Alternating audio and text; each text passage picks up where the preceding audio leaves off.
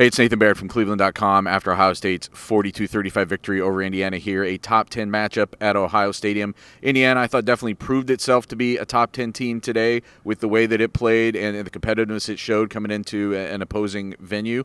And I thought Ohio State ultimately prevails, but you come out of this game with a lot of questions about this defense. And one question that I think fans are going to have is who else could Ohio State put on the field to improve this defense and solve some of these problems in the secondary? And I think the answer is maybe nobody. I think that this answer for this defense has to come from the people who are on the field right now, mostly. And it's really, I keep saying defense, but it's really the back end of this defense. I think that there's some guys here that are veteran guys.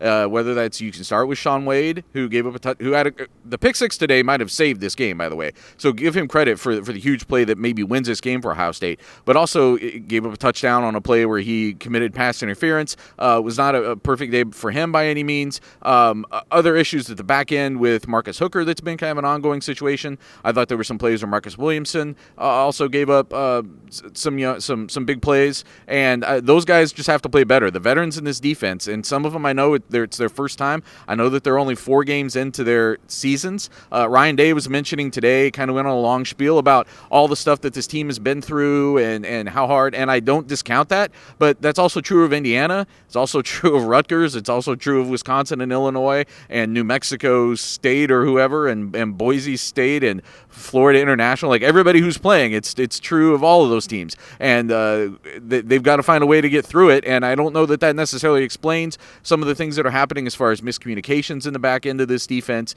and in some of the mistakes you're seeing there. So those are things that have to get fixed. I thought Indiana was probably the team on the schedule, the last team on the schedule that could exploit them the way that they did. I think their offensive coordinator, Nick Sheridan, did a great job. It was some of the things they did in the second half, and even in the first half, they were spreading out Ohio State's defenders and finally were able to take advantage of that in a couple instances.